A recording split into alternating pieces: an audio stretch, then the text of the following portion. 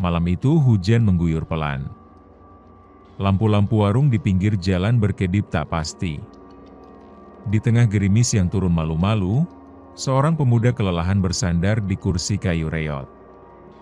Namanya Rizal. Umur 24 tahun. Baru saja gagal dalam wawancara kerja ketiganya bulan itu. "Bu, saya numpang rebahan sebentar ya," ucap Rizal lemah kepada pemilik warung. Tapi warung itu kosong. Pemiliknya entah kemana. Rizal merasa matanya berat. Angin malam makin dingin.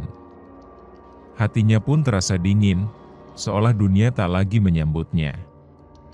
Ia tertidur. Dan saat membuka matanya, warungnya masih ada. Tapi, suara jangkrik tak ada, jalanan berubah jadi tanah merah. Dan di depan warung, berdiri sesosok perempuan tua, dengan mata kuning terang, tersenyum tanpa gigi. "Akhirnya kamu datang juga, Rizal." Sebelum memulai kisahnya, pasang earphone-mu, biar horornya terasa lebih nyata. Kalau kamu suka cerita kayak gini, jangan lupa like, komen, subscribe, dan share ke teman-temanmu. Lorong Misteri selalu punya kisah yang siap bikin bulu kuduk merinding. Saat dunia tak lagi memedulikanmu, kadang tempat paling sunyi justru terasa paling nyaman.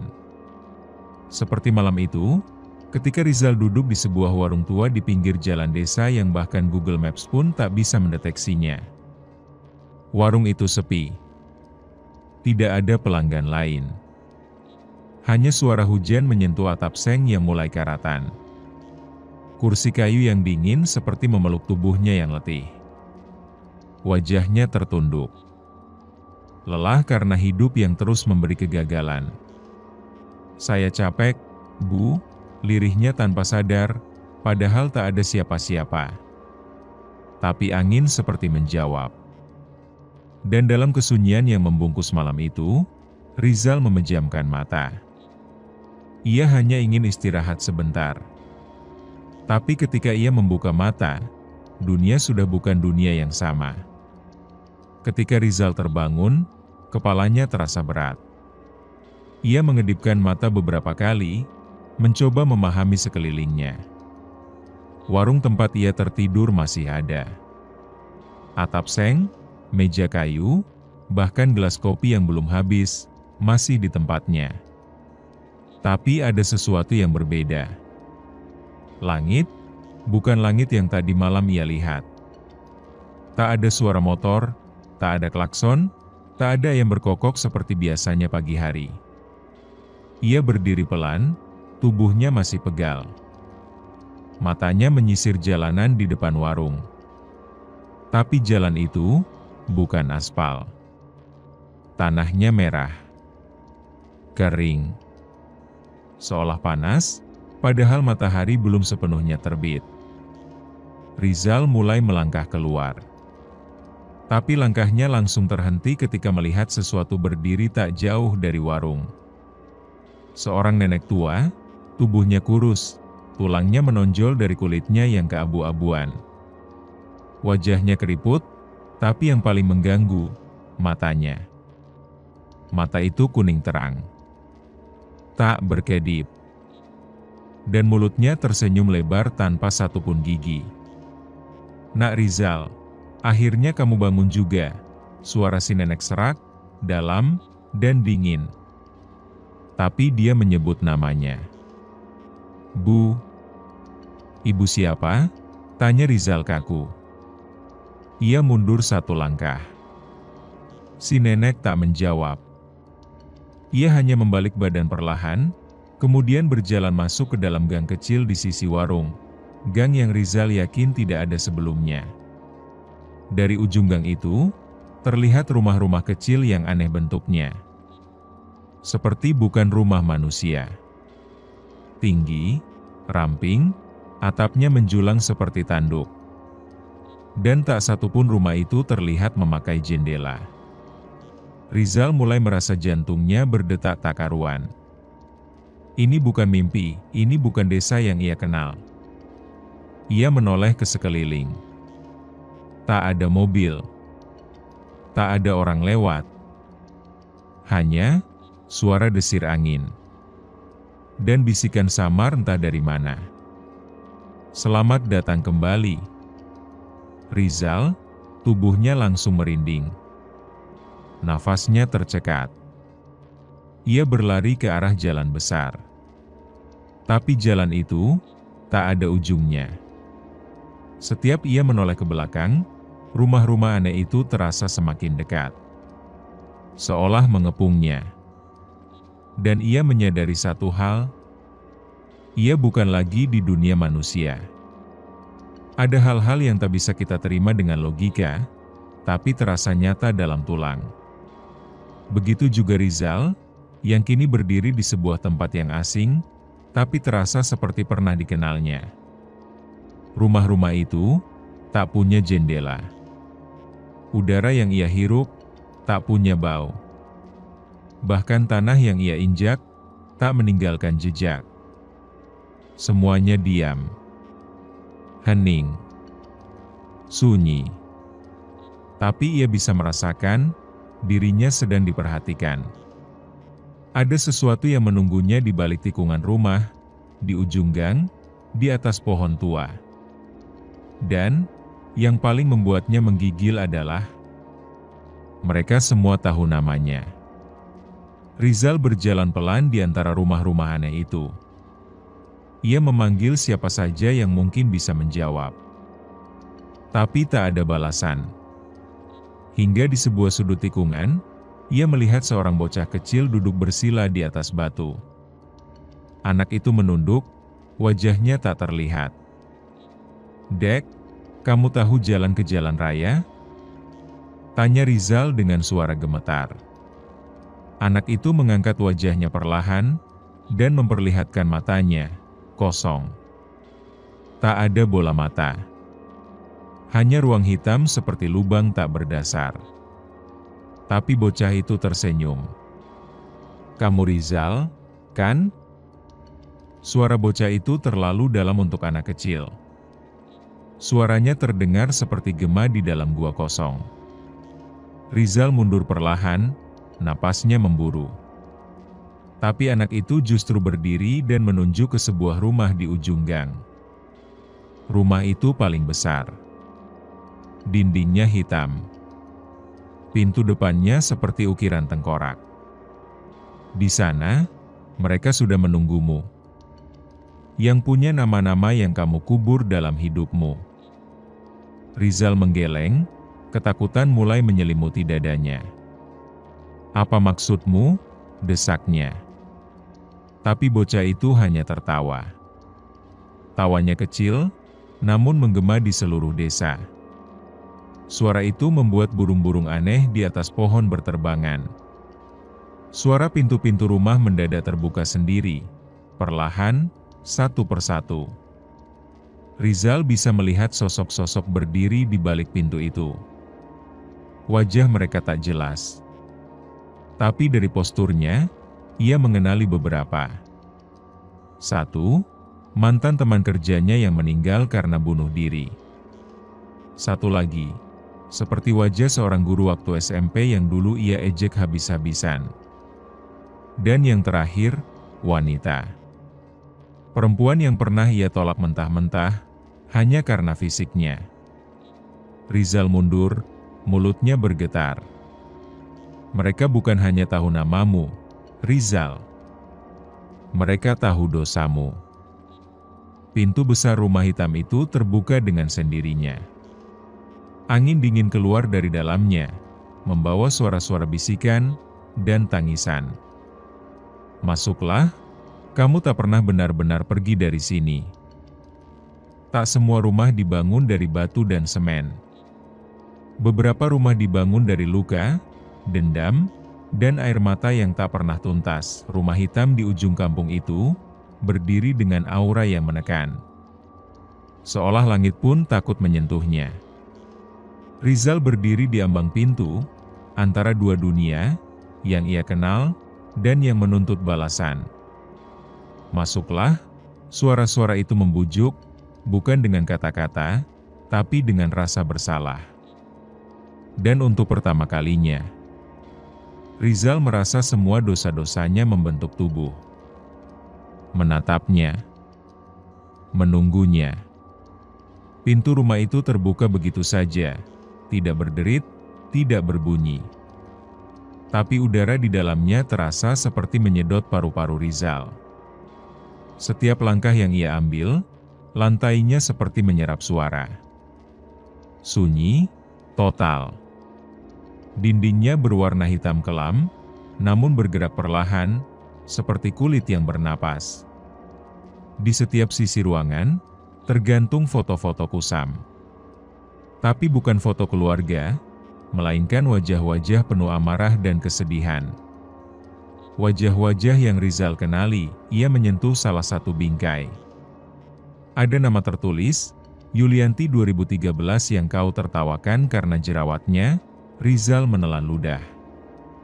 Tangannya gemetar. Ia pindah ke foto berikutnya. Pak Burhan 2009 yang kau fitnah mencuri uang kelas, dan di seberang ruangan, sebuah cermin besar berdiri.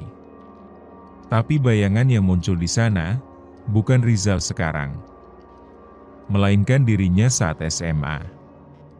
Saat ia meneriaki seorang teman di depan banyak orang. Cupu lo, gak usah sok ikut lomba. Muka jelek gak layak tampil. Rizal memundurkan tubuhnya, tapi pintu di belakangnya sudah menutup. Cermin itu bergetar. Dari dalamnya, muncul tangan hitam seperti jelaga, keluar satu persatu, meraih ke arahnya. Aku gak bermaksud, aku masih muda waktu itu, teriak Rizal, panik. Tapi tangan-tangan itu tak peduli. Mereka menggenggam lengan, bahu, dan lehernya, bukan menyakiti, tapi menyeretnya. Ke dalam cermin, ke dalam masa lalu. Rizal terjatuh dalam ruangan kosong. Namun suara-suara mulai terdengar. Suara tangisan. Suara jeritan. Suara tertawa, bukan bahagia, tapi penuh luka. Tiba-tiba, muncul satu sosok wanita muda. Tubuhnya penuh luka, wajahnya samar.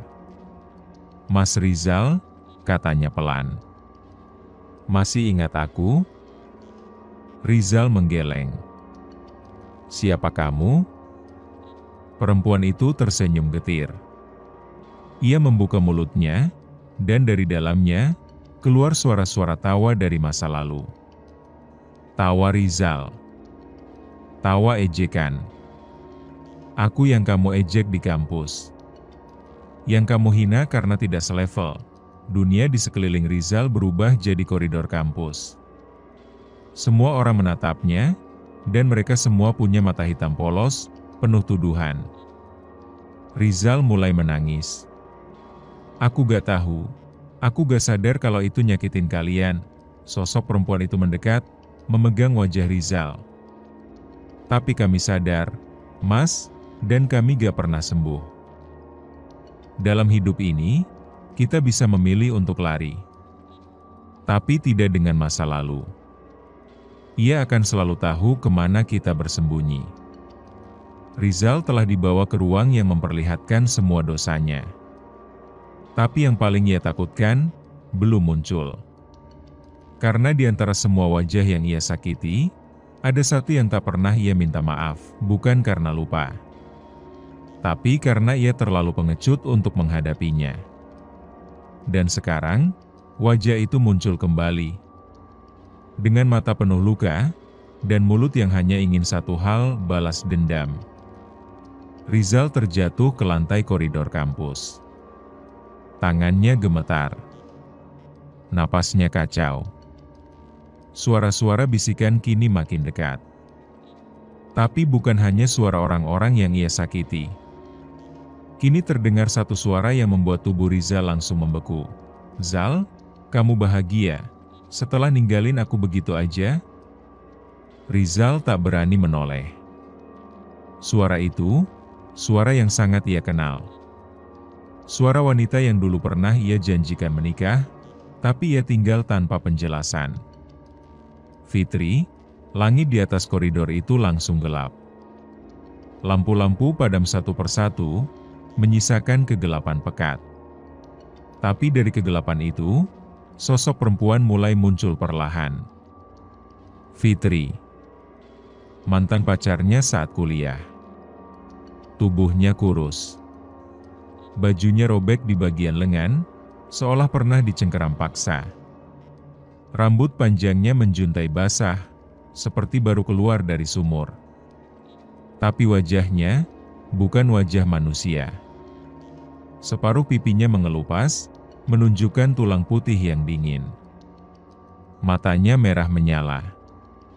Dan dari ujung bibirnya, menetes cairan hitam kental.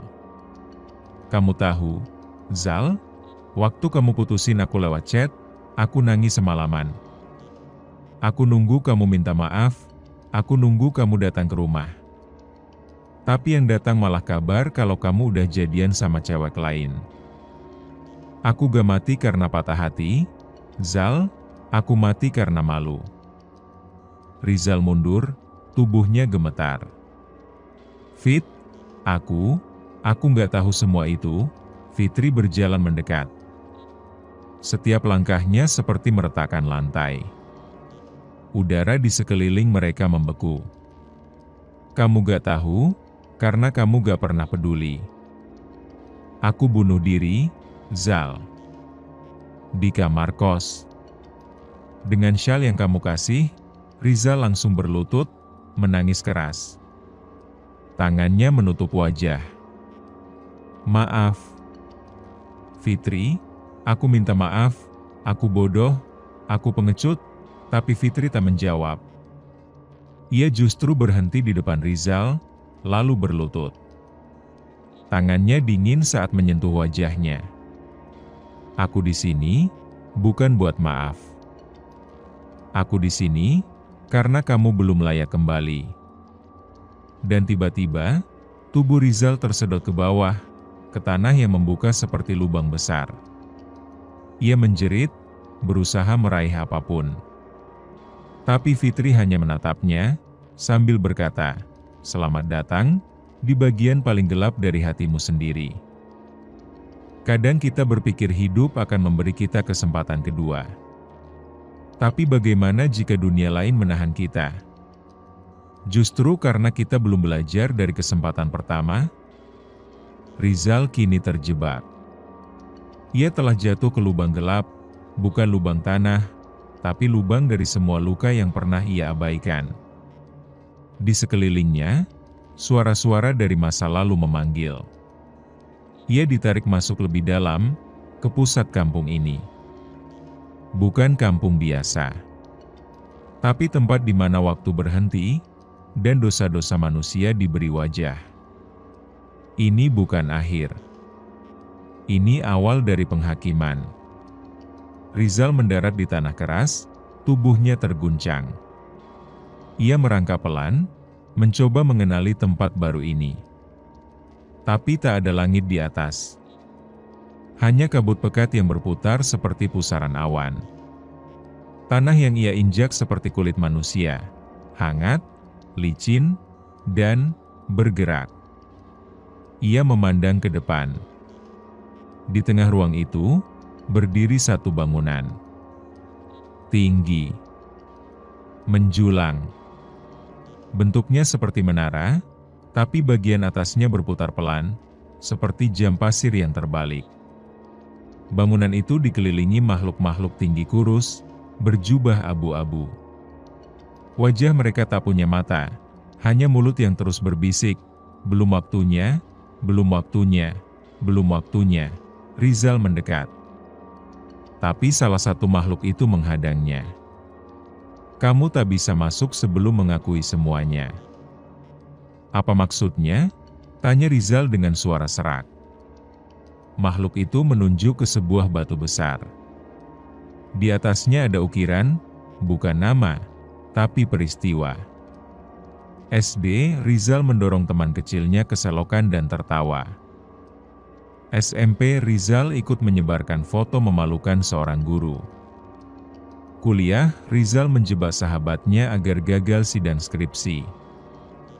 Mata Rizal membelalak.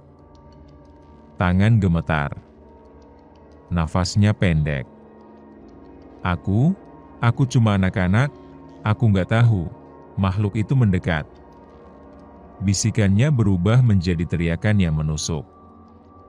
Semua orang punya masa kecil, tapi tidak semua orang menguburnya dengan sombong. Batu itu terbakar, lalu berubah jadi cermin. Dan dari dalamnya, satu persatu, korban Rizal muncul. Tak berbicara. Hanya menatap. Menatap dalam diam yang menyakitkan. Rizal berteriak. Ia menutup telinganya. Tapi suara-suara itu bukan datang dari luar. Datangnya dari dalam dadanya sendiri. Zal, kamu gak jahat. Tapi kamu selalu menghindar. Kamu selalu anggap semuanya akan lupa. Tapi kami gak pernah lupa, Zal, bangunan tinggi itu kini terbuka. Tapi bukan untuk Rizal masuk, melainkan untuk semua dosa keluar. Dari dalam, keluar sosok-sosok seperti bayangan. Berjalan pelan ke arah Rizal. Setiap satu yang lewat, dada Rizal seperti ditusuk, rasa sakit itu bukan fisik, tapi emosi. Penyesalan. Ketakutan. Kenyataan bahwa ia tak pernah benar-benar jadi orang baik. Dalam banyak cerita rakyat, jin digambarkan menakutkan. Tapi di kampung ini, ketakutan bukan datang dari rupa mereka, melainkan dari kebenaran yang mereka bawa. Rizal kini berada di hadapan pintu penentu. Tempat di mana tidak ada lagi alasan, tidak ada lagi lari, tidak ada lagi kata, tidak sengaja. Seseorang atau sesuatu menunggu di dalam. Bukan untuk menyiksa, tapi untuk menunjukkan siapa Rizal sebenarnya. Bukan dari mulutnya, tapi dari luka orang-orang yang pernah ia tinggalkan. Pintu menara itu membuka pelan, mengeluarkan hawa dingin menusuk tulang. Rizal melangkah masuk dengan tubuh lemas, tapi pikirannya penuh. Di dalamnya tak ada apa-apa, hanya sebuah ruangan lingkaran gelap. Tapi di tengahnya, berdiri satu sosok. Tingginya hampir 2 meter. Kulitnya abu-abu kebiruan, wajahnya tak punya mata, hanya satu garis hitam memanjang dari dahi ke dagu. Tapi yang paling mencolok adalah dadanya yang bolong, memperlihatkan lubang di mana jantung seharusnya berada. Makhluk itu berbicara tanpa suara. Rizal, kau pikir ini tempat orang berdosa? Kau salah. Ini tempat orang yang menolak bertanggung jawab. Rizal menunduk, tak berani menatapnya. Saya cuma manusia biasa. Saya nggak tahu kalau semua ini bakal nyakiti mereka. Saya cuma hidup seadanya. Makhluk itu bergerak maju. Suaranya masuk langsung ke kepala Rizal. Tepat. Kau manusia. Dan karena itulah kau harus belajar. Tapi kau memilih menghindar. Menyalahkan keadaan. Mengubur semua rasa bersalah. Tiba-tiba, lantai di bawah Rizal terbuka. Ia terjatuh lagi, tapi kali ini bukan ke ruang kosong. Ia terjatuh ke dalam tubuh seseorang. Matanya terbuka, dan ia bukan dirinya lagi, ia menjadi Fitri. Merasakan luka Fitri. Duduk di kamar kos. Melihat layar ponsel, pesan terakhir dari Rizal yang memutuskan segalanya dalam satu kalimat. Maaf, Fit. Aku udah gak bisa lanjut. Kamu terlalu ribet. Ia merasakan tangis Fitri. Merasakan tubuhnya gemetar. Melihat tali syal tergantung di pintu. Dan keputusasaan. Tiba-tiba tubuhnya ditarik. Kini ia masuk ke tubuh Burhan, guru SMP yang dipermalukan Rizal. Merasa dituduh mencuri uang kelas. Merasa dunia mengejeknya. Merasa kehilangan martabat. Setelah itu, tubuh Rizal kembali ke wujud aslinya. Ia jatuh terduduk di lantai menara, menangis seperti anak kecil. Saya salah, saya bodoh, saya takut. Makhluk penjaga itu menatapnya, dengan kepala miring perlahan, tangisan tak mengubah masa lalu. Tapi penerimaan bisa membebaskanmu. Tiba-tiba, menara itu mulai bergetar. Angin kencang bertiup dari segala arah. Di sekeliling Rizal, sosok-sosok yang tadi menghantuinya berdiri lagi. Tapi kini, mereka tidak menatap dengan marah. Mereka hanya berdiri diam, menunggu. Makhluk penjaga berkata, satu-satunya cara untuk keluar dari kampung ini bukan memohon, tapi memaafkan dirimu sendiri, dan datangi setiap luka yang pernah kau buat. Tidak semua orang mendapat kesempatan kedua. Tapi bagi Rizal, kampung ini memberi satu luka, satu jiwa, satu kesempatan. Bila berhasil, ia bisa melangkah ke tahap berikutnya. Bila gagal, ia akan hidup bersama luka itu selamanya. Maka malam ini, Rizal tak hanya mengingat. Ia akan mengalami kembali bagaimana rasanya menjadi orang yang ia sakiti. Dalam luka pertama, yang paling ia anggap sepele. Tapi ternyata, yang paling membekas. Makhluk penjaga berdiri membelakangi Rizal. Lalu dengan suara yang menusuk jiwa, ia berkata, pilihlah. Tapi hati-hati. Luka yang paling kau remehkan, bisa jadi luka paling dalam bagi mereka. Di hadapan Rizal, 3 pintu muncul dari tanah. Masing-masing dengan ukiran samar. Bukan nama, tapi potongan peristiwa, tertawa saat teman terjatuh dari sepeda. Menyebarkan gosip soal guru yang bau badan. Menghilangkan tugas kelompok, lalu menyalahkan satu orang. Rizal gemetar. 3 kejadian itu terdengar konyol. Tapi entah kenapa, dadanya terasa berat saat melihat yang ketiga. Ia mendekat ke pintu nomor 3. Dan saat tangannya menyentuh gagangnya, dunia di sekitarnya langsung berganti. Tiba-tiba, ia berada di ruang kelas SMA. Ia bukan dirinya sendiri. Ia kini berada di tubuh Yoga, teman sekelasnya dulu. Tubuh kurus, berkacamata, suara pelan. Rizal, sebagai Yoga, sedang berdiri di depan guru. Ditanyai kenapa tugas kelompok tidak selesai. Rizal yang suruh saya kirim, Bu, tapi katanya laptopnya rusak, ujar Yoga dengan gugup. Namun sang guru hanya menatap dingin. Tapi Rizal bilang kamu yang tidak kirim apa-apa. Dan semua temannya sepakat, itu salah kamu. Yoga, yang sekarang adalah Rizal, menelan ludah. Wajahnya memerah. Teman-teman di kelas menahan tawa. Beberapa mencibir. Yang lain justru foto diam-diam. Dan saat Rizal menoleh, ia melihat dirinya sendiri. Versi SMA-nya. Duduk di bangku belakang, tertawa sambil melirik ke arah Yoga. Rasa sakit itu tak bisa dijelaskan. Rasa ingin menjelaskan, tapi suara tak keluar. Rasa malu. Rasa dikucilkan. Setelah jam pelajaran selesai, Yoga berjalan pulang dengan langkah gontai.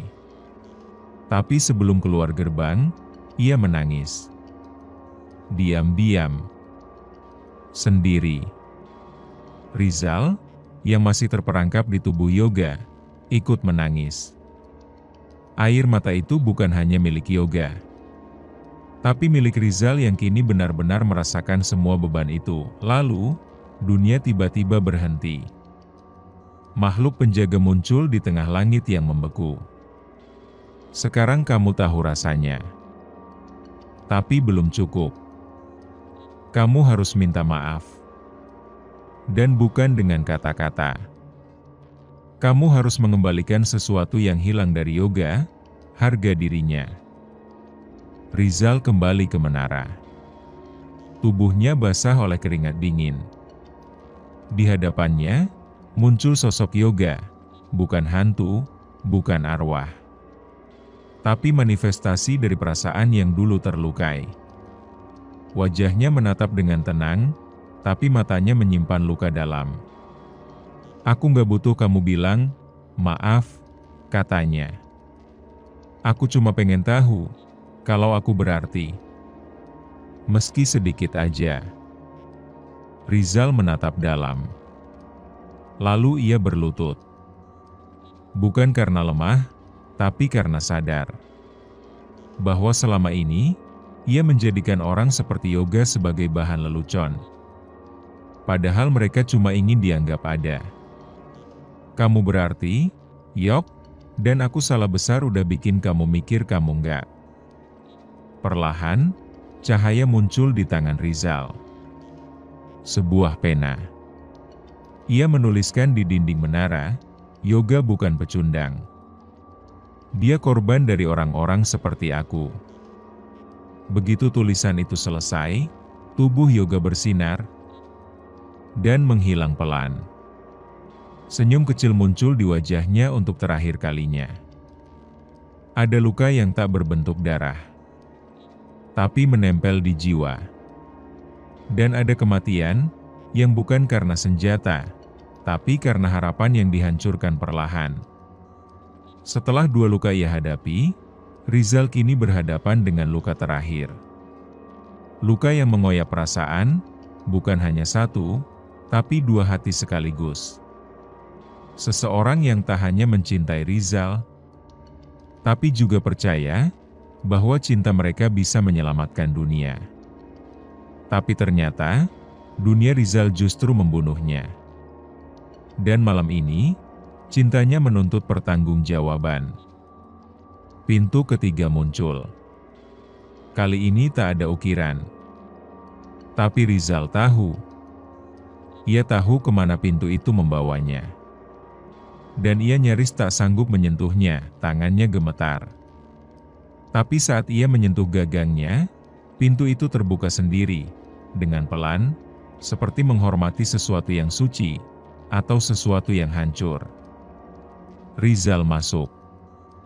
Sekarang ia berada di kamar sempit. Dindingnya hijau pastel.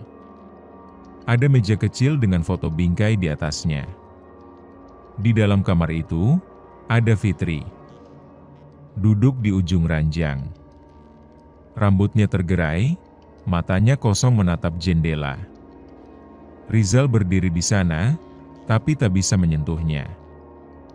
Ia hanya bisa melihat. Tiba-tiba, suara ponsel berbunyi. Fitri membuka pesan dari Rizal, aku udah gak bisa lanjut. Kamu ribet. Aku capek. Aku butuh yang lebih ngerti. Dan 1 menit setelah itu, ponsel Fitri jatuh ke lantai. Tangisnya tak keluar. Ia hanya diam, menahan sesak yang tak punya tempat. Aku terlalu percaya kamu, Zal, bisik Fitri. Terlalu yakin kamu beda dari yang lain. Perlahan, ia berjalan ke lemari. Mengambil syal warna merah, yang dulu Rizal beri saat ulang tahun. Ia berdiri di depan cermin, menatap pantulan dirinya sendiri. Lalu, semuanya gelap. Tiba-tiba Rizal terdorong keluar dari kamar itu, dan sekarang berdiri di ruang gelap berisi ribuan cermin. Setiap cermin memperlihatkan momen mereka berdua, tertawa, bercanda, janji, pelukan. Tapi semua cermin itu retak di akhir. Dari tengah kegelapan, muncul Fitri. Tapi bukan Fitri seperti dulu. Tubuhnya setengah gosong, matanya hitam, bibirnya sobek sampai ke pipi, dan suara nafasnya mengerang seperti api yang tak padam. "Kenapa kamu buat aku percaya, kalau akhirnya kamu tinggalin? Kenapa kamu bilang aku satu-satunya, tapi kamu selingkuh sama dia yang baru kamu kenal seminggu?" Rizal gemetar. Ia jatuh berlutut. Tangisnya tumpah. "Fit, aku pengecut. Aku takut konflik. Aku takut kamu tahu aku udah berubah. Aku bukan lelaki yang baik. Tapi kamu satu-satunya yang buat aku ngerasa layak." Fitri melangkah pelan ke arah Rizal. Suaranya mulai retak, seperti menangis. "Aku gak butuh kamu sempurna. Aku cuma butuh kamu jujur." Ia berhenti di depan Rizal. Wajahnya kini mulai berubah. Dari menyeramkan, menjadi wajah Fitri yang dulu. Yang tersenyum kecil, meski matanya berkaca. Rizal berdiri. Ia menatap Fitri, lalu meletakkan tangan di dadanya. "Kalau aku bisa balik waktu, aku akan pilih tetap miskin, tapi bersamamu. Dan sekarang, aku terima semuanya. Bahkan kalau aku harus tinggal di sini selamanya." Fitri mengangguk. Perlahan, tubuhnya bersinar, tapi sebelum menghilang, ia berbisik, "Kamu belum selesai, Zal. Kamu masih harus pulang, dan pastikan gak ada Fitri lain di dunia nyata." Cahayanya menguap, dan kamar berubah menjadi terang. Rizal terdorong kembali ke tengah menara. 3 luka telah ia hadapi, dan kini, langit kampung jin mulai berubah warna, dari kelabu menjadi ungu kelam, seperti senja yang belum jadi malam. Makhluk penjaga muncul kembali. "Kau sudah melihat, merasakan, menyesali.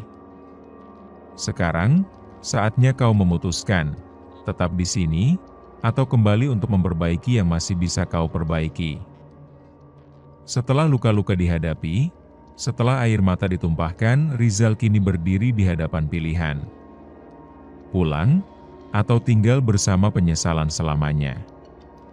Tapi pulang dari kampung jin, bukan soal keluar begitu saja. Ada satu pintu terakhir yang menunggu. Bukan pintu dari kayu, tapi dari niat paling jujur dalam hati. Dan jika hati Rizal tak benar-benar berubah, maka kampung ini akan menyambutnya kembali.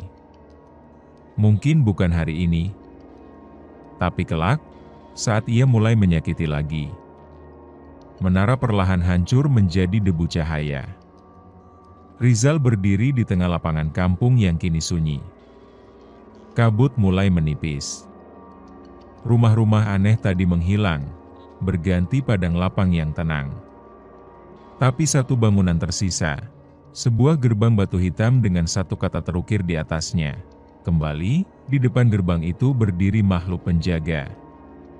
Wajahnya tak sekejam sebelumnya. Justru tampak netral. Tidak menyambut, tidak menghalangi. Semua manusia yang datang ke tempat ini selalu berkata mereka menyesal. Tapi sebagian besar, hanya menyesal karena mereka ketahuan. Kau beda, Rizal.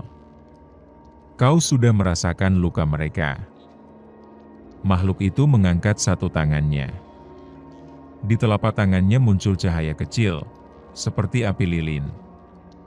Ini bukan tiket pulang. Ini hanya cahaya kecil, yang akan menuntunmu sampai ke pintu berikutnya. Tapi ingat, jika kamu menyakiti lagi dengan kesombonganmu, kami akan datang, bukan untuk memperlihatkan, tapi untuk menarikmu kembali.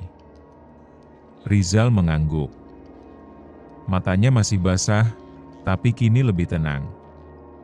Saya mau pulang, bukan untuk lari, tapi untuk menebus semuanya. Makhluk itu membuka jalan. Gerbang perlahan terbuka, menyorotkan cahaya putih menyilaukan. Saat Rizal melangkah masuk, ia sempat menoleh ke belakang. Kampung Jin kini terlihat seperti desa biasa, tapi tak ada suara. Tak ada penduduk. Hanya sunyi. Sampai satu suara terdengar dari kejauhan, kami akan lihat apakah kamu benar-benar berubah. Rizal menutup matanya. Dan dalam sekejap, ia terbangun. Masih di kursi panjang warung tua. Tapi kini, matahari sudah tinggi, langit biru. Jalanan ramai. Warung kembali ramai. Nafasnya memburu. Tubuhnya penuh keringat dingin. Tapi warung tetap sama. Seperti tak terjadi apa-apa. Mas, bangun, Mas. Ngigau terus dari tadi, suara ibu warung membangunkannya. Rizal melihat ke arah jam. Hanya 1 jam berlalu sejak ia tertidur. Tapi dalam hatinya, seperti puluhan tahun. Ia berdiri. Menatap jalanan. Dan disinilah keputusan dimulai. Pulang, bukan sebagai Rizal yang dulu. Tapi Rizal yang paham bahwa kebaikan bukan hanya soal berbuat, tapi soal tidak menyakiti. Dan malam itu, setelah sampai rumah, Rizal membuka media sosialnya. Ia mengirim pesan kepada Yoga, Pak Yamin, dan juga keluarga Fitri. Tidak berharap dimaafkan, hanya ingin mereka tahu bahwa kini ia tidak lagi membenarkan dirinya sendiri. Tidak semua orang ingin mendengar maafmu, karena bagi mereka, luka itu sudah terlalu dalam untuk dijahit dengan kata-kata. Rizal telah kembali ke dunia nyata. Tapi kampung Jin bukan sekadar mimpi. Itu peringatan bahwa waktu tak akan selalu memberi kesempatan. Dan hari ini, Rizal mencoba membayar masa lalu, tapi ketika pintu yang diketuk tak dibuka. Akankah ia tetap mengetuk? Atau kembali lari seperti dulu? Sudah seminggu sejak Rizal kembali dari kampung itu, hari-harinya berjalan lambat. Ia tidak banyak bicara. Tak lagi aktif di media sosial. Tak lagi sibuk mencari validasi. Yang ia lakukan, hanya satu, mencari satu persatu orang yang pernah ia lukai.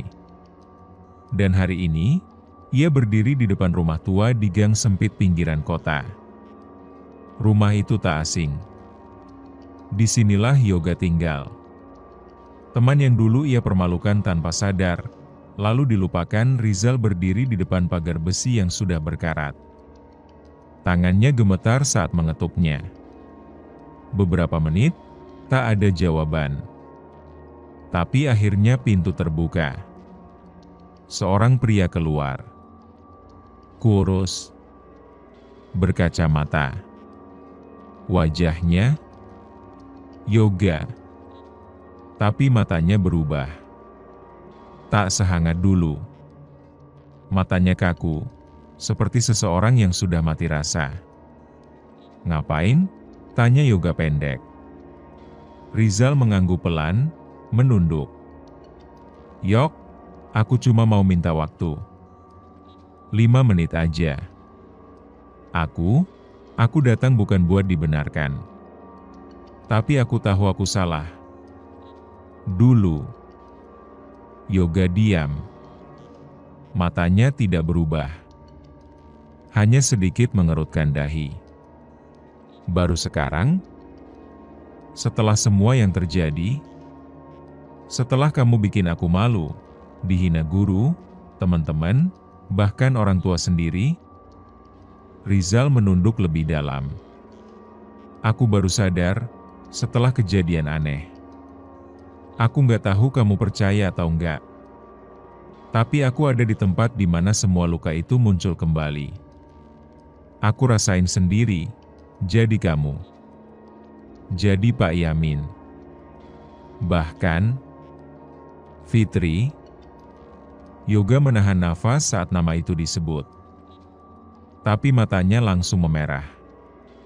Kamu tahu soal Fitri? Rizal mengangguk perlahan. dia muncul di mimpiku. Bukan cuma muncul, dia bicara. Dia nuntut, bukan aku disiksa. Tapi aku lihat semua luka itu. Dari sisi mereka. Yoga duduk di ambang pintu. Tangannya mengepal. Aku cinta dia, Zal.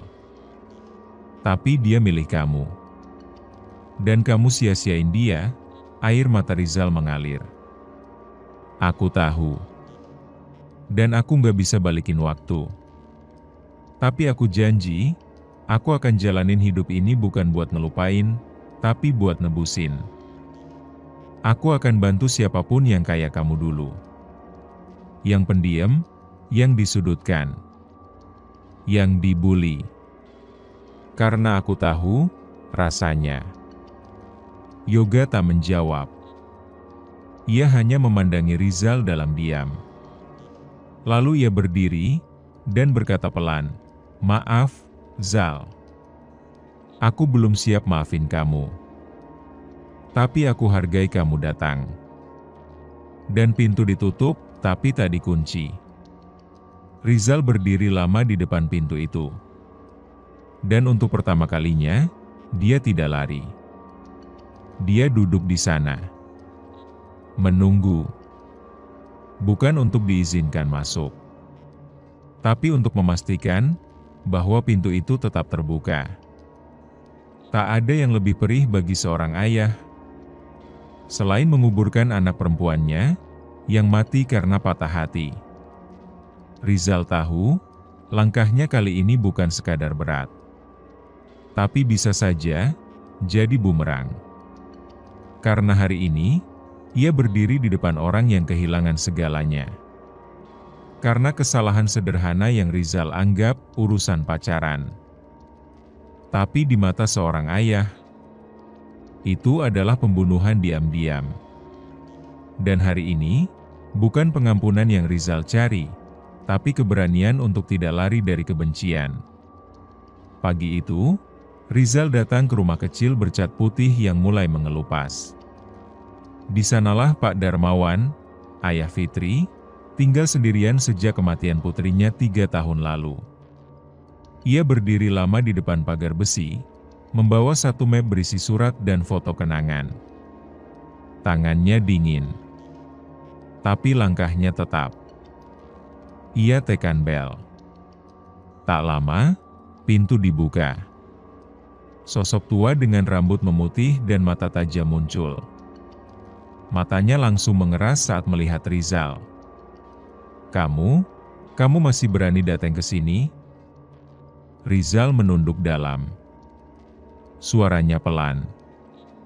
"Saya tahu, saya pantas dibenci, Pak, tapi saya datang bukan buat minta dimaafin." Pak Darmawan tertawa. Tapi tawa itu pahit. Terus buat apa? Buat lihat sisa luka yang belum sembuh? Atau buat tenangin hati kamu sendiri? Rizal berlutut di depan teras, tangannya membuka map dan menyerahkan secarik surat. "Ini surat yang saya tulis untuk Fitri. Tapi telat. Saya gak bisa ngirimin ini ke sana, jadi saya titipkan ke Bapak, kalau boleh." Pak Darmawan mengambil surat itu dengan tangan gemetar. Tapi tidak membacanya. "Anakku, berubah setelah kamu pergi." Dia jadi sering nangis, sering bicara sama dinding. Saya kira dia keras kepala. Saya pikir itu cuma drama anak muda. Tapi ternyata, dia sudah mati bahkan sebelum dia gantung diri. Rizal menangis. Terseduh. Tapi tak berani angkat kepala. "Saya gak bisa kembalikan dia, Pak. Tapi saya udah lihat semuanya. Saya masuk ke tempat di mana saya harus hidup jadi Fitri. Saya merasakan napas terakhirnya. Rasa ditinggal. Rasa dicampakan." Pak Darmawan terdiam. Matanya berkaca. Tapi mulutnya masih kaku. "Saya seharusnya bunuh kamu waktu itu. Rizal hanya menjawab lirih, dan saya tidak akan melawan, Pak, kalau itu terjadi hari ini. Tapi kalau saya dikasih hidup, saya janji satu, setiap anak yang merasa seperti Fitri, saya akan pastikan mereka gak jalan sendiri. Hening. Lama lalu, Pak Darmawan duduk di kursi depan. Menatap langit, saya gak akan bisa maafin kamu. Bukan sekarang. Tapi kalau kamu benar-benar berubah, biar Tuhan yang nilai. Bukan saya. Rizal berdiri perlahan. Ia membungkuk dalam. Dan sebelum pergi, ia menatap foto kecil Fitri yang tergantung di ruang tamu. Ia berbisik, pelan sekali, "Maaf, Fit. Aku pulang bukan untuk bahagia, tapi untuk bertanggung jawab. Tidak semua luka bisa disembuhkan oleh pelaku. Tapi setiap pelaku punya kesempatan untuk mencegah luka yang sama lahir kembali." Rizal tahu, permintaan maafnya mungkin tak mengubah masa lalu. Tapi ia juga tahu, masa depan bisa dibentuk dari rasa bersalah yang dipeluk, bukan disangkal. Dan hari ini, untuk pertama kalinya, Rizal tidak datang ke rumah orang, tapi membuka pintu untuk mereka yang juga pernah disakiti dunia. 3 bulan telah berlalu sejak Rizal pulang dari kampung jin.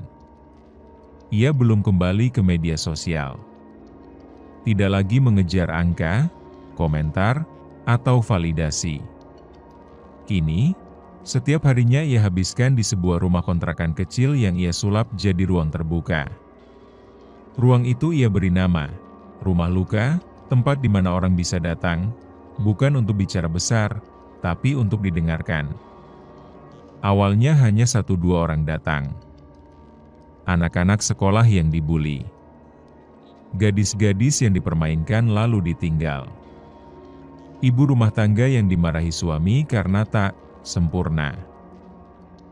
Rizal tidak menggurui, ia hanya mendengar. Kadang ia menyeduh teh, duduk, dan hanya berkata, "Saya dulu kayak orang yang nyakitin kamu. Tapi sekarang saya mau jadi orang yang ngerti rasanya disakitin." Dan dari kalimat itu, satu persatu mereka mulai terbuka. Menangis, menjerit, memeluk. Kadang Rizal juga ikut menangis. Bukan karena merasa mulia, tapi karena sadar, ia pernah jadi alasan seseorang menangis seperti itu. Suatu sore, ia menemukan seorang anak laki-laki, berusia sekitar 14 tahun, duduk sendirian di depan rumah luka. Wajahnya lebam. Bibirnya pecah. Mata merah. "Namaku Raka," ucap bocah itu pelan. "Aku dipukulin satu kelas gara-gara beda pendapat, terus guruku malah nyalahin aku." Rizal tak menjawab. Ia hanya duduk di sampingnya. "Aku pengen mati, Kak, kayak temanku, Fitri." "Kakak kenal dia?" Rizal menoleh cepat. Dunia seperti berhenti. "Kamu kenal Fitri? Dari mana kamu tahu?" Raka mengeluarkan ponsel, menunjukkan sebuah thread di forum anonim. Ternyata, Fitri pernah menulis curahan hatinya secara anonim di sana, beberapa minggu sebelum meninggal. Dan Raka, yang merasa kisahnya mirip, menyimpan tulisan itu. Aku gak tahu dia siapa, tapi dari semua tulisan itu, aku ngerasa kayak dia yang paling ngerti aku. Rizal gemetar. Tangannya menggenggam bahu Raka. Fitri itu adalah alasan kenapa rumah ini ada. Dan kamu gak akan jadi Fitri kedua. Malam itu, Rizal duduk bersama Raka sampai larut. Ia tidak janji hidup akan mudah. Tapi ia janji satu, selama rumah luka ini berdiri, kamu gak akan pernah merasa sendirian. Setiap orang bisa berubah, tapi perubahan itu akan diuji, bukan dengan pujian, melainkan dengan kedatangan masa lalu yang belum selesai. Rizal membangun rumah luka untuk menampung mereka yang hancur. Tapi bagaimana jika yang datang adalah seseorang yang hatinya pernah ia hancurkan sendiri? Bukan korban biasa, tapi adik dari korban yang pernah ia permalukan di depan semua orang. Dan kali ini, bukan luka yang ia hadapi, tapi kemarahan yang diwariskan. Sore itu hujan turun pelan, langit kelabu, dan udara di rumah luka sedikit lebih dingin dari biasanya. Pintu terbuka. Seorang pemuda berjaket hitam masuk. Usianya sekitar 20 tahun. Wajahnya tajam, matanya seperti menyimpan dendam yang sudah disimpan terlalu lama. Ia duduk tanpa bicara. Rizal mendekat perlahan, dengan teh hangat seperti biasa.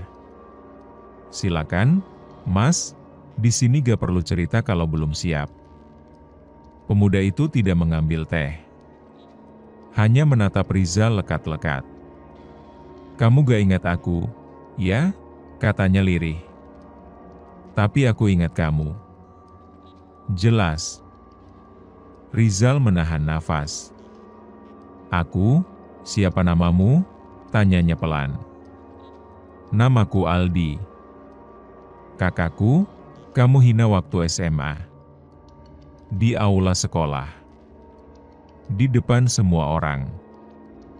Kamu bikin dia dijauhin. Kamu bikin dia dikeluarin karena kamu tuduh dia nyebarin video palsu tentang guru." Dunia Rizal langsung runtuh. Ingatannya kabur, tapi satu nama langsung terlintas, Vina. Anak pendiam yang sempat difitnah karena ngerekam guru laki-laki yang tidur di ruang kelas. Padahal bukan dia. Tapi Rizal, yang memotong video lalu menyebarkannya sebagai lelucon. Rizal duduk pelan. "Aldi, aku ingat. Tapi kamu bikin dia keluar sekolah. Kamu tahu nggak setelah itu dia pernah coba bunuh diri?" bentak Aldi. "Dan kamu sekarang buka tempat penampungan? Jadi pahlawan?" Rizal tidak menolak. Tidak membela diri. Ia hanya mengangguk, perlahan. Suaranya bergetar, "Aku gak pantas jadi pahlawan. Aku bahkan gak layak dimaafin. Tapi aku gak akan lari lagi dari orang yang aku lukai. Kalau kamu mau marah, silakan. Mau pukul, silakan. Aku akan duduk di sini. Dengerin?" Aldi berdiri. Matanya merah. Tangannya mengepal. Beberapa detik, ia hampir melempar gelas teh ke wajah Rizal. Tapi, ia menahan, "Kamu enak. Udah berubah. Udah belajar. Tapi kami, yang kamu lukai, masih harus bangun dari puing-puing itu." Rizal menunduk lebih dalam. "Justru karena itu aku buka tempat ini, Aldi. Bukan buat nyelamatin diriku, tapi buat orang-orang kayak kakakmu." Tiba-tiba Aldi mengeluarkan sebuah flash disk kecil. "Ini, tulisan-tulisan kakakku. Dia suka nulis. Tapi gak pernah dipublikasikan karena dia malu. Sekarang dia di luar negeri, udah mulai bisa berdiri sendiri. Tapi trauma itu masih ada." Rizal menerima flash disk itu dengan tangan bergetar. "Aku gak bisa menghapus masa lalu. Tapi, kalau boleh, aku ingin bawa tulisan-tulisan ini jadi program di rumah luka. Biar orang tahu bahwa dari luka bisa lahir sesuatu yang indah." Aldi tidak menjawab. Tapi sebelum keluar, ia berkata pelan, "Aku masih benci kamu, Zal. Tapi, hari ini, aku lihat kamu beneran berubah. Dan itu Cukup buat aku gak benci diriku sendiri karena terus dendam. Dan pintu ditutup perlahan. Beberapa tempat bukan sekadar dunia gaib, tapi refleksi dari jiwa yang belum selesai. Rizal pikir ia telah lepas dari kampung aneh itu. Tapi kenyataannya, kampung jin tak pernah benar-benar meninggalkannya. Karena satu kesalahan, satu luka, satu jiwa belum ia temui. Dan kali ini, kampung itu mengirim peringatan. Dalam wujud yang sangat ia kenal, tapi tak pernah ia sadari sebagai korban. Hari itu hujan turun deras. Rizal sedang membersihkan lantai rumah luka saat seorang tamu misterius datang. Tubuhnya tertutup jas hujan, wajahnya samar. Tapi sesuatu dari sosok itu membuat bulu kuduk Rizal berdiri. "Silakan masuk," ucap Rizal sopan. Tamu itu masuk. Duduk di bangku pojok. Lalu perlahan membuka tudung kepalanya. Rizal terdiam. Itu bukan manusia. Wajahnya menyerupai perempuan, tapi matanya kosong, dan kulitnya pucat kebiruan seperti mayat. Tapi ada yang lebih membuat Rizal membeku. Senyumnya, itu senyum yang sangat dikenalnya. Tapi ia tak bisa mengingat dari mana. "Kamu sudah jauh, tapi belum selesai. Masih ada satu yang kamu kubur dalam-dalam. Bahkan kamu sendiri lari dari memori itu." Rizal mundur satu langkah. Suaranya gemetar. "Siapa? Kamu? Kamu bukan manusia." Makhluk itu berdiri.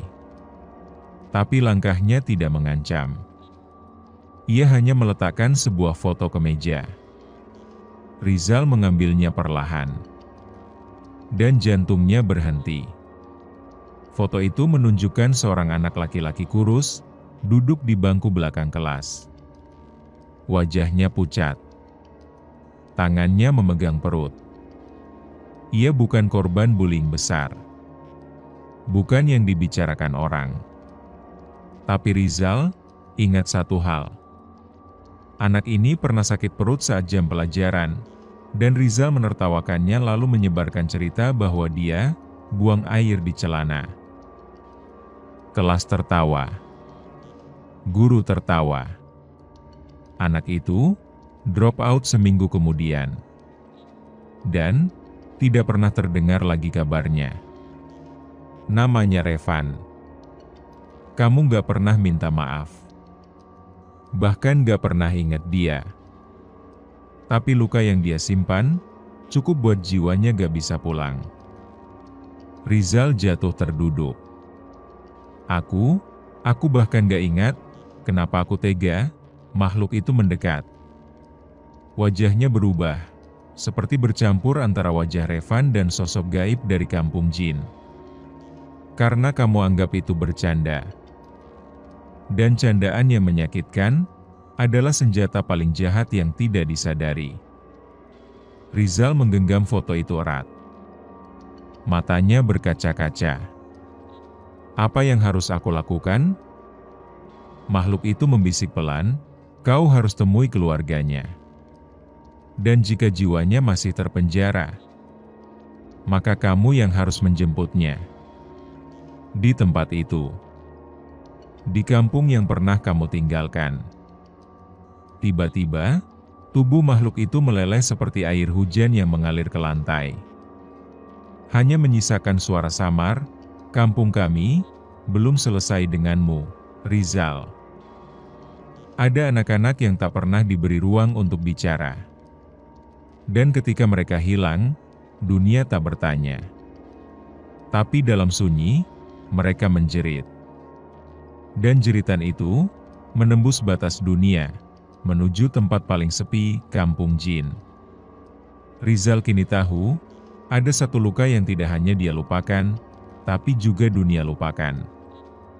Dan misi terakhirnya bukan sekadar menebus dosa, tapi membebaskan jiwa yang tak pernah dikenali sebagai korban. Pagi itu, Rizal menyusuri jalan-jalan lama di pinggiran kota, berbekal satu nama, Revan.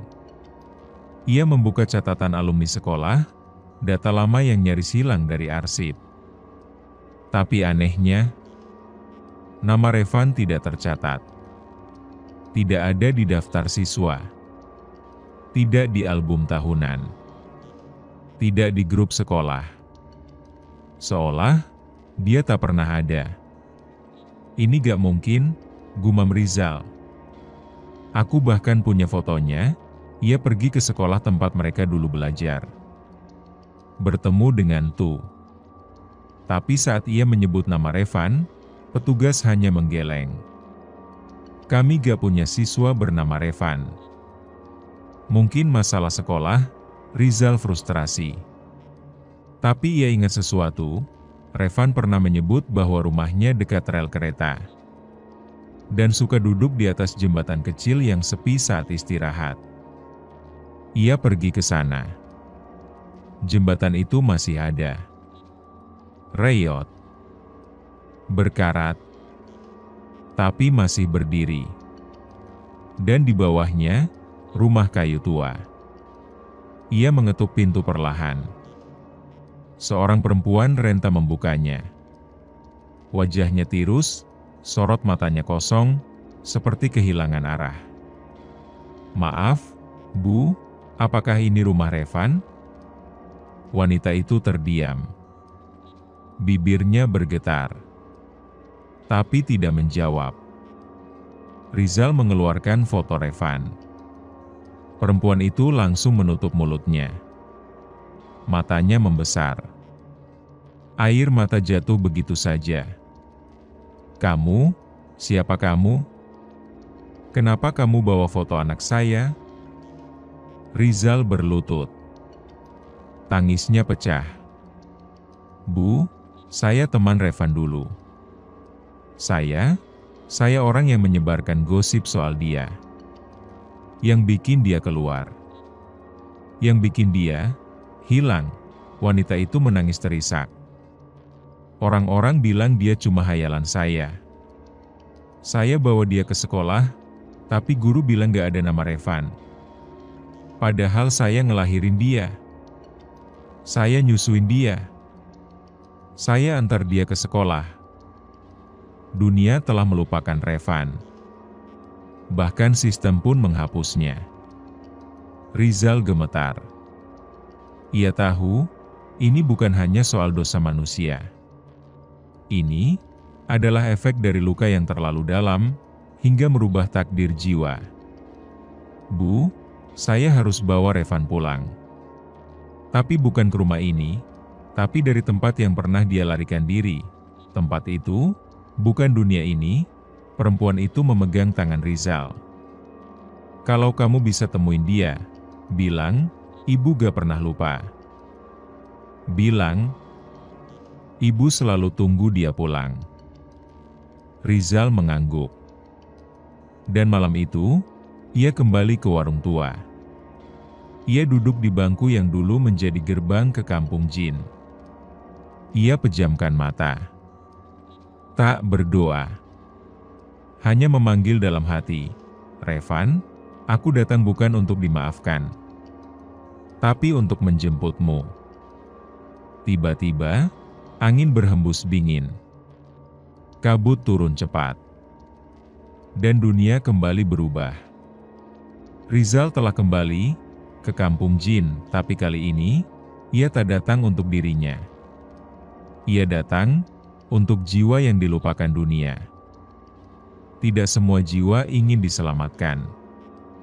Apalagi yang telah lama tinggal dalam dendam dan sunyi.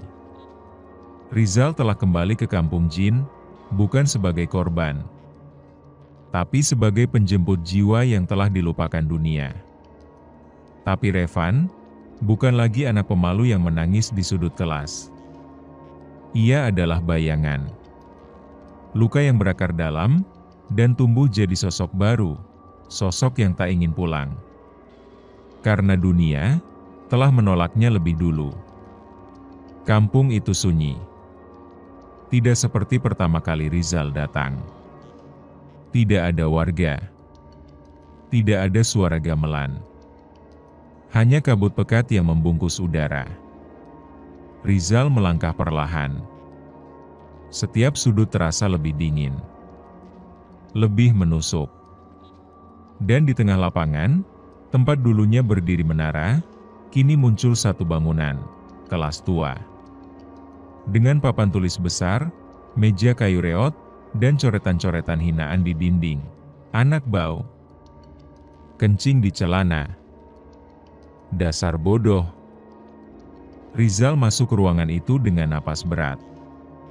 Di ujung ruangan, duduk seorang anak laki-laki. Tubuhnya kurus. Bajunya compang-camping. Punggungnya membelakangi Rizal.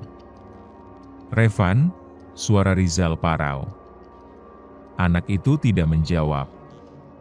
Rizal melangkah maju, lututnya lemas. Setiap langkah seperti menyeberangi masa lalu yang berdarah.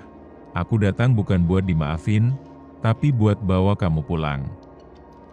Revan perlahan berdiri. Tapi saat ia berbalik, wajahnya bukan lagi wajah anak-anak. Matanya hitam legam. Kulitnya pucat dan retak seperti kaca pecah. Suara yang keluar dari mulutnya serak, dalam, dan penuh amarah. "Pulang? Kemana? Ke dunia yang bahkan gak ngakuin aku pernah ada?" Rizal menunduk. "Kamu benar, dunia salah. Tapi, ibumu gak pernah lupa kamu. Dia masih nunggu. Dia masih ingat semuanya." "Bohong," jerit Revan. Dia sendiri mulai percaya aku cuma hayalan. Semua orang bilang aku gila. Aku terhapus, Zal, karena kamu. Tiba-tiba, ruangan itu berubah. Dindingnya meleleh. Bangku sekolah terbakar. Dan dari lantai, tangan-tangan hitam bermunculan, menarik kaki Rizal ke bawah. "Aku gak butuh diselamatkan," teriak Revan. "Di sini aku kuat. Di sini aku bisa bikin semua orang ngerasain rasa sakitku." Rizal menangis, suaranya serak. "Revan, aku tahu rasanya. Ngerasa gak dianggap. Ngerasa lebih baik gak pernah lahir. Tapi kamu bukan cuma rasa sakit itu. Kamu punya ibu. Punya tulisan. Punya cerita yang harus didengar dunia." Tangan hitam makin kuat menarik Rizal. Tapi ia tetap menatap Revan. "Kalau kamu benar-benar gak mau pulang, aku gak maksa. Tapi kalau kamu ngerasa ada 1% aja yang pengen pulang ke pelukan ibu." Rizal mengangkat satu benda dari sakunya, sapu tangan kecil berbordir nama Revan, milik ibunya. "Ini dikasih ibu kamu, waktu aku nemuin rumahmu. Dia titip pesan, kalau kamu lihat anak saya, bilang, ibu gak pernah berhenti percaya." Revan terdiam. Dunia berhenti bergerak. Tangan-tangan hitam lenyap perlahan. Dan dari matanya, air mata mulai jatuh.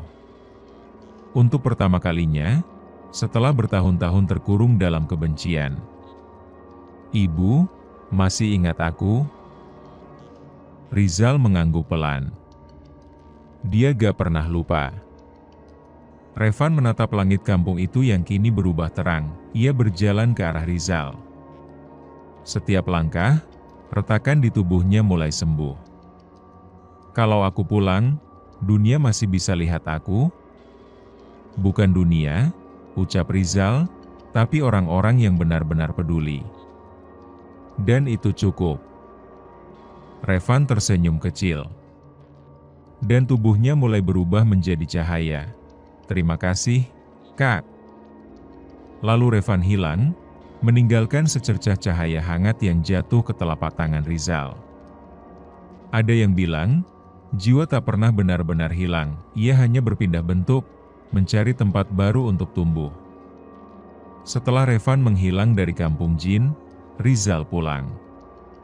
Tapi kepulangannya tak biasa karena dunia pun telah berubah. Dan yang lebih mengejutkan, seorang anak kecil datang ke rumah Luka, membawa nama, wajah, dan tatapan yang tak seharusnya ia miliki. Pagi itu, Rizal terbangun di warung tua. Tubuhnya dingin, tapi jiwanya terasa lebih ringan. Ia sadar, dirinya telah kembali dari kampung jin untuk kedua kalinya, dan kali ini, dengan tugas yang terselesaikan. Saat kembali ke rumah Luka, suasana terasa berbeda. Hangat, ramai. Tapi semua orang memandangi Rizal dengan keheranan. "Mas Rizal, kamu kemana 3 hari ini?" tanya salah satu relawan. Rizal terkejut. 3 hari? Aku cuma semalam di warung, namun sebelum bisa menjelaskan lebih jauh, seorang anak laki-laki berdiri di sudut ruang. Anak itu berumur sekitar 10 tahun.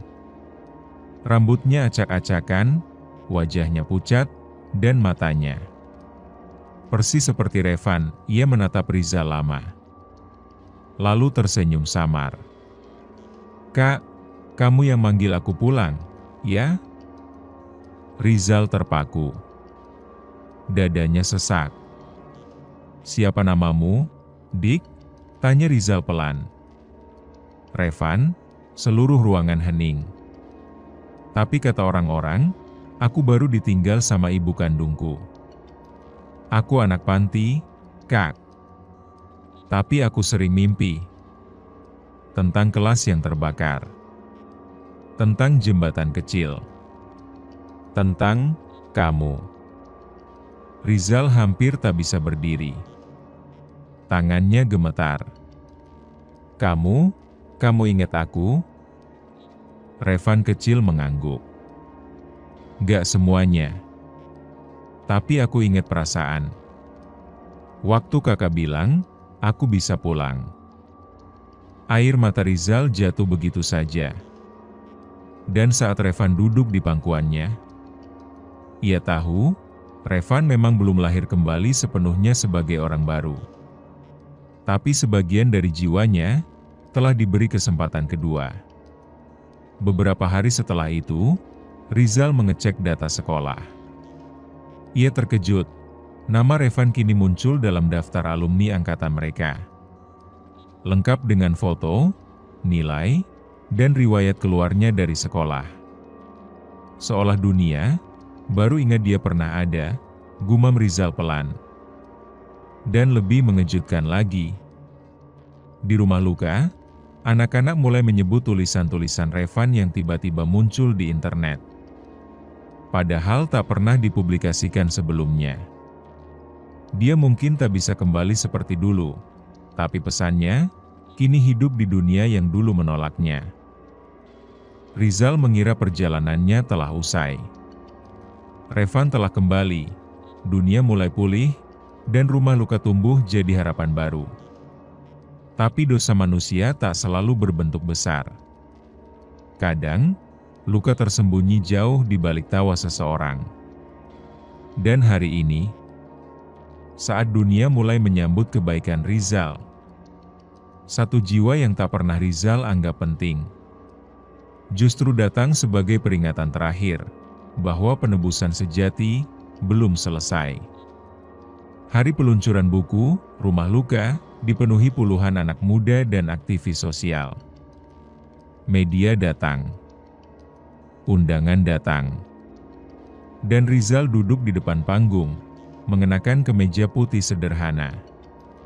Dalam bukunya, ia menceritakan pengalaman masuk ke kampung jin, pertemuannya dengan Revan, dan tekadnya membangun tempat aman untuk jiwa-jiwa rapuh.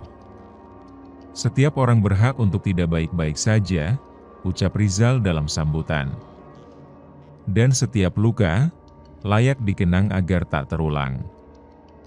Semua bertepuk tangan. Namun di tengah acara, seorang gadis muda tiba-tiba berdiri dari kursi paling belakang.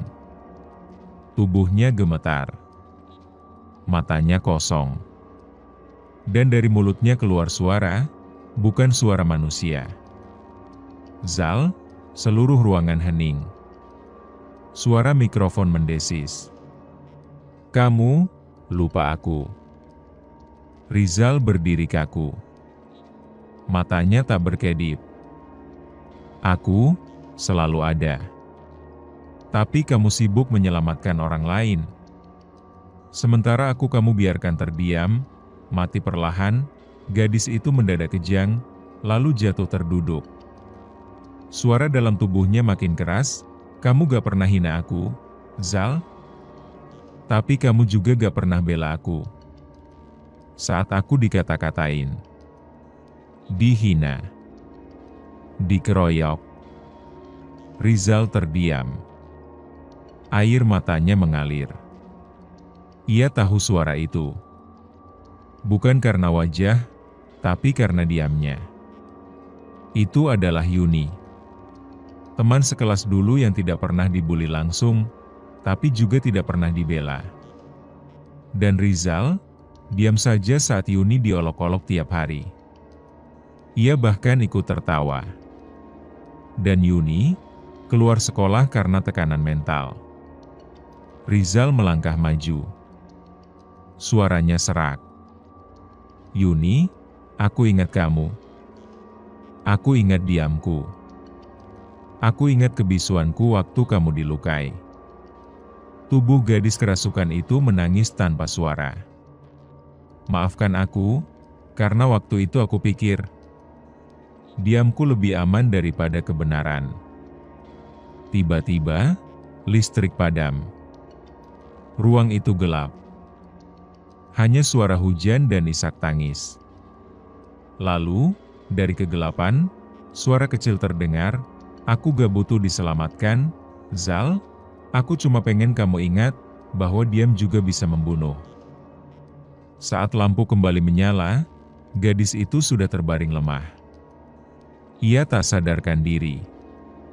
Tapi wajahnya, damai. Setelah kejadian itu, Rizal mengubah halaman terakhir bukunya. Ia menambahkan satu bab khusus untuk mereka yang tak pernah dibela. Dan di baris penutupnya, tertulis, kadang, bukan karena kita jahat, seseorang terluka. Tapi karena kita terlalu sibuk menjadi penonton, di saat dia butuh pembela. Semua perjalanan akan sampai di satu titik. Titik di mana kita tak lagi dikejar dosa, tapi mulai menjemput kedamaian. Rizal telah menebus banyak. Tapi penebusan sejati bukan tentang menyelesaikan. Tapi mengenali bahwa luka akan selalu ada, dan tugas kita hanyalah menjemput satu jiwa. Satu demi satu, sampai dunia tak lagi bisu. Malam itu, Rizal kembali ke warung tua. Ia duduk di bangku reot yang dulu jadi awal dari semua mimpi buruknya. Tapi kali ini, tak ada rasa takut. Tak ada kabut. Hanya hening. Dan lampu minyak yang menyala redup di sudut warung. Aku datang bukan untuk menyeberang, bisik Rizal. Tapi untuk berterima kasih, dari bayangan, sosok tua muncul. Seorang lelaki renta, mengenakan sarung, wajahnya keriput, matanya tajam tapi tenang. Ia duduk di bangku seberang. Menyeduh kopi dengan tenang. Akhirnya kamu kembali, ucapnya. Rizal mengangguk pelan. Bapak, penjaga kampung itu? Lelaki tua itu tersenyum samar. Aku bukan penjaga. Aku hanya penunggu. Menunggu orang-orang seperti kamu, yang belum selesai dengan diri sendiri. Kenapa saya bisa sampai ke kampung itu? Karena kamu ditolak dunia gaib dan dunia nyata. Karena kamu hidup, tapi jiwamu mengendap dalam penyesalan. Kampung itu bukan tempat jin, tapi tempat cermin. Cermin dari jiwa-jiwa yang dibiarkan membusuk. Rizal terdiam. Lalu kenapa saya bisa pulang? Karena kamu memilih menjemput, bukan lari. Kamu balik, bukan untuk menebus dosa, tapi untuk mengangkat mereka yang tenggelam lebih dalam dari kamu. Lelaki itu menyeruput kopinya. Tapi ingat, Zal, gerbang itu akan selalu terbuka bagi mereka yang melupakan kemanusiaannya. Ia berdiri, menepuk pundak Rizal. Sekarang, kamu bisa pergi. Tapi jangan lupa, setiap warung sunyi bisa saja adalah gerbang.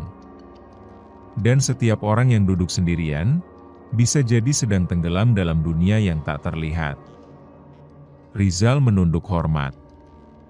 Dan saat ia menoleh, lelaki itu sudah tak ada. Hanya tersisa secangkir kopi yang mengepul perlahan. Dan angin malam yang membawa suara samar, terus jaga rumah luka MU, Zal. Karena di sanalah, kampung jiwa benar-benar dibutuhkan. Pesan moral cerita ini adalah, setiap manusia membawa luka. Tapi luka yang kita bantu sembuhkan, bisa jadi penebus luka kita sendiri. Dunia tidak butuh orang sempurna, tapi butuh orang yang cukup peduli untuk tidak pergi ketika orang lain runtuh.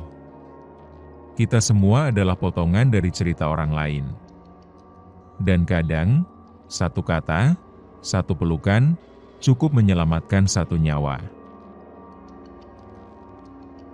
Terima kasih sudah mendengarkan kisah ini sampai habis. Jangan lupa like, komen, subscribe, dan share ke teman-temanmu. Lorong Misteri akan selalu punya kisah yang siap bikin bulu kuduk merinding, dan jika mau request judul cerita, silahkan komen di kolom komentar di bawah. Kami akan buatkan untuk kalian.